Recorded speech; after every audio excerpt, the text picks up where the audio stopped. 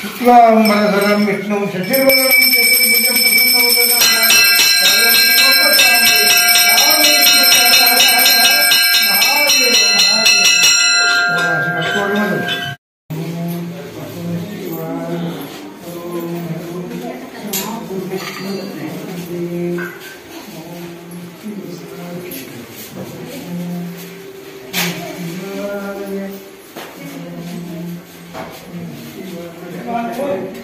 ಸ್ನೇಹಿತರೆ, ನಾವು ಈ ದಿನ ಗದಗ ಜಿಲ್ಲೆ ಲಕ್ಷ್ಮೇಶ್ವರ ಪಟ್ಟಣದಲ್ಲಿರುವ ಸೋಮೇಶ್ವರ ದೇವಾಲಯ ಕುರಿತು ಮಾಹಿತಿ ಪಡೆಯೋಣ ಬನ್ನಿ.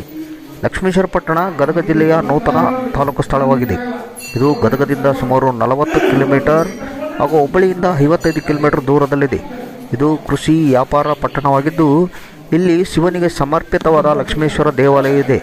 ಈ ಐತಿಹಾಸಿಕ ಪಟ್ಟಣದಲ್ಲಿ ಇತರ ಶಿವ ದೇವಾಲಯ ಸೋಮೇಶ್ವರ ದೇವಾಲಯ ಸೇರಿದಂತೆ ಹಲವು ಪ್ರಮುಖ ದೇವಾಲಯಗಳಿವೆ. ಪಟ್ಟಣದಲ್ಲಿ ಸಣ್ಣ ಬಸದಿ ಮತ್ತು ಶಂಖ ಬಸದಿ ಎಂಬ 2 ಪುರಾತನ ಜೈನ ದೇವಾಲಯಗಳಿವೆ.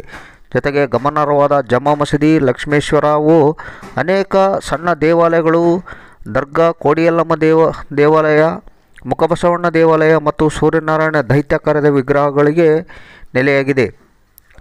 ಲಕ್ಷ್ಮೇಶ್ವರ ಸಮೃದ್ಧ ಸಂಸ್ಕೃತಿ ಮತ್ತು ಸಾಹಿತ್ಯಕ್ಕೆ ಹೆಸರುವಾಸಿಯಾಗಿದೆ. ಇದು ಕರ್ನಾಟಕದಲ್ಲಿ ಶ್ರೀಮಂತ ಪರಂಪರೆಯನ್ನು ಹೊಂದಿರುವ ಸ್ಥಳವಾಗಿದೆ. ಆದ್ದರಿಂದ ಇದನ್ನು ತಿರುಳುಗನ್ನಡ ನಾಡು ಎಂದು ಕರೆಯಲಾಗುತ್ತದೆ. ಅನೇಕ ರಾಜರು ಈ ಸ್ಥಳವನ್ನು ಪೋಷಿಸಿದ್ದಾರೆ.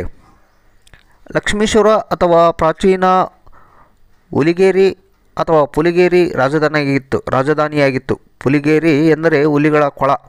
ಲಕ್ಷ್ಮೇಶ್ವರ ಎಂಬ ಹೆಸರಿನ ಮೂಲದ ಸಿದ್ಧಾಂತಗಳಿವೆ.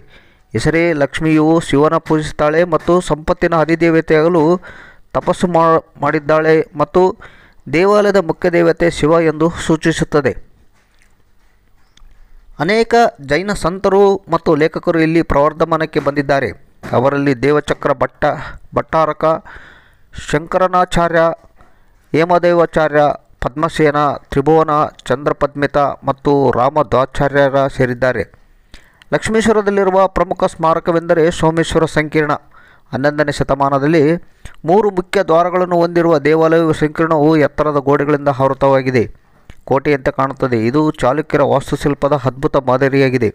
ಸ್ವಯಂಭೂ ಸೋಮೇಶ್ವರ ದೇವಾಲಯವು ಈ ಪ್ರದೇಶವನ್ನು 10ನೇ ಶತಮಾನದಲ್ಲಿ ಆಳುತ್ತಿದ್ದ ಸರ್ವೇಶ್ವರನೆಂಬ ಮಾಂಡಲಿಕ ತನಗೆ ಮಗ ಹುಟ್ಟಿದಾಗ ಪುತ್ರೋತ್ಸವದ ಸಂಭ್ರಮದಲ್ಲಿ ಚಾಲುಕ್ಯರ ಮಾದರಿಯಲ್ಲಿ ಸ್ವಯಂಭೂ ಸೋಮೇಶ್ವರ ದೇವಾಲಯವನ್ನು ಕಟ್ಟಿಸಿದನೆಂದು ಇತಿಹಾಸ ಹೇಳುತ್ತದೆ. ಅಂದಿನಿಂದ ಸೋಮೇಶ್ವರ ಮಾಂಜಾರ ಕುಲದೇವತೆಯಾಗಿ ಅಲ್ಲಿ ಪೂಜೆಗೊಳ್ಳುತ್ತಿದ್ದಾನೆ ಎಂದು ಐತಿಹ್ಯ ಹೇಳುತ್ತದೆ.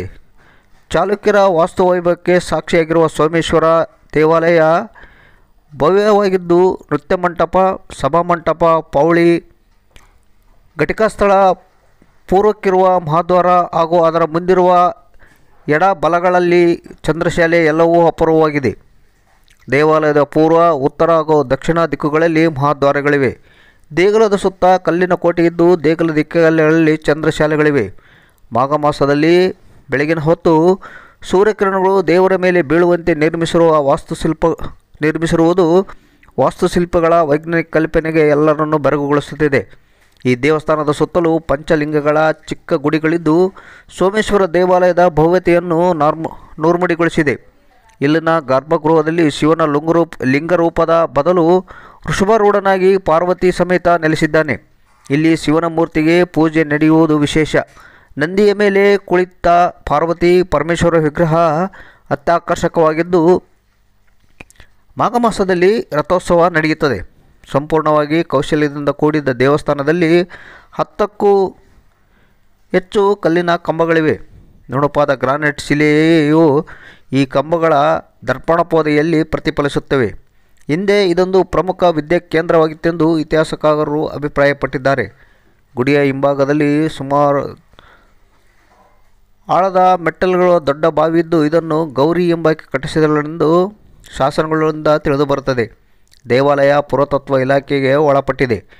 ದೇವಾಲಯದ ಸಾಂಪ್ರದಾಯಿಕ ರಚನೆಯೊಂದಿಗೆ ಸೋಮೇಶ್ವರ ದೇವಾಲಯದ ಗರ್ಭಗೃಹ, ಅರ್ಧಮಂಟಪ ಅಥವಾ ಅರ್ಧದಾರಿಯ ಸಭಾಂಗಣ, ನವರಂಗ ಮುಖಮಂಟಪ ಅಥವಾ ಪ್ರವೇಶದ್ವಾರವನ್ನು ಒಳಗೊಂಡಿದೆ.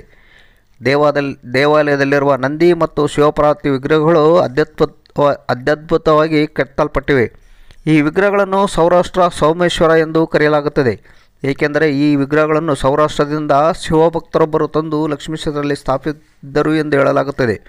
ಸೋಮೇಶ್ವರ ದೇವಾಲಯದ ಸಂಕೀರ್ಣದ ಒಳಗೆ ದೇವಾಲಯದ ಹಿಂದೆ ತೆರೆದ ಮೆಟ್ಟಲು ಬಾವಿ ಇದೆ. ಈ ಮೆಟ್ಟಲು ಬಾವಿಯು ಸಮೃದ್ಧವಾಗಿ ಕೆತ್ತಲ್ಪಟ್ಟಿದೆ ಮತ್ತು ಅಲಂಕರಿಸಲ್ಪಟ್ಟಿದೆ. ಇದು ವಾಸ್ತುಶಿಲ್ಪ ಮತ್ತು ಕಲಾತ್ಮಕ ಮಹತ್ವವನ್ನು ಹೊಂದಿದೆ. ಸೋಮೇಶ್ವರ ದೇವಾಲಯ ಸಂಕೀರ್ಣದ ಅನೇಕ ಕನ್ನಡ ಶಾಸನಗಳಿವೆ. 50ಕ್ಕೂ ಹೆಚ್ಚು ಶಿಲಾಶಾಸನಗಳು ಇಲ್ಲಿರುವುದು ಸಾಂಸ್ಕೃತಿಕ ಪ್ರಾಮುಖ್ಯತೆಯನ್ನು ತೋರಿಸುತ್ತದೆ.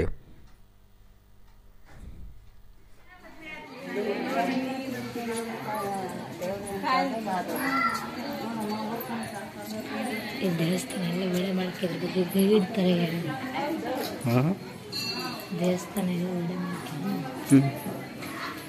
ಗೈಡ್ ಹೇಳ್ತಾರೆ ದೇವರು.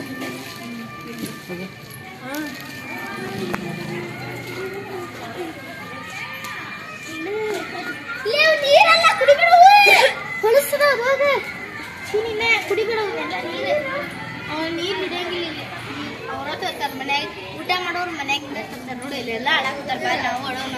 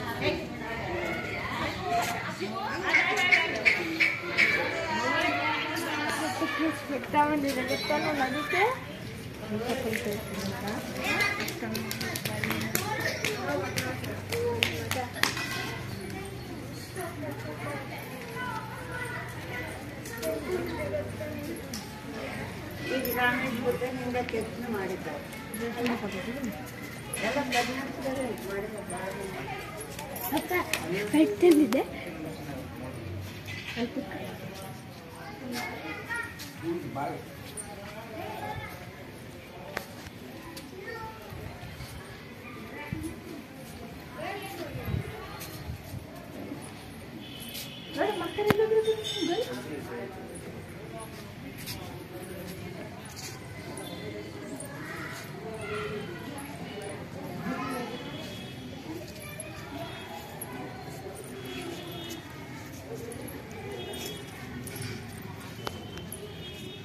ಸರಿ. ಅಕ್ಕರಿಲ್ಲದ್ರಲ್ಲ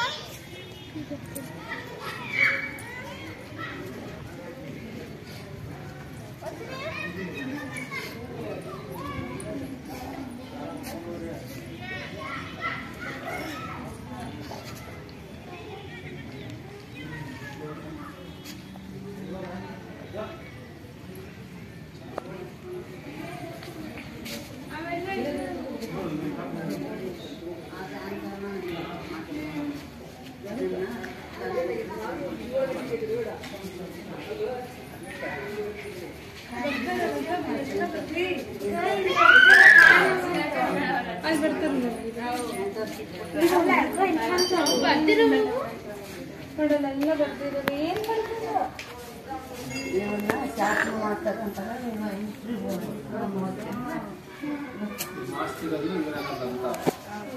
ಯಾರು ತಿಳ್ಕೊಂಡಿರ್ತಾರ, ಯಾರು ತಿಳ್ಕೊಂಡಿರ್ತಾರೋ, ಯಾರು ಸರ್ಕಾರ ಅವ್ರನ್ನ ಸ್ವರ್ಗದಾಗ ಬಂದು ಸ್ವರ್ಗದಲ್ಲಿ ಕರ್ಕೊಂಡು ಹೋಗ್ತಾರೆ, ಅವ್ರ ಕೈಲಾಸ ಸೇರ್ಕೊಂತಾರೆ ಅಂತ ಇದೆ. ಯುದ್ಧ ಮಾಡ್ತಾರ ವೀರ ಬಂದು ಕೈಲಾಸ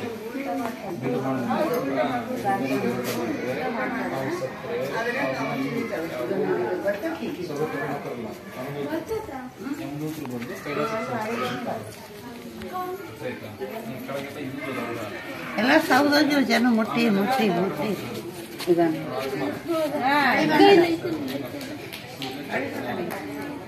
ಆಸ್ತಿಗಳು ವೀರಗಳು ನೋಡಿ ಯಾರು ಟೆನ್ಷನ್ ಇರಬಾರ್ದು ಮಾಡೋದು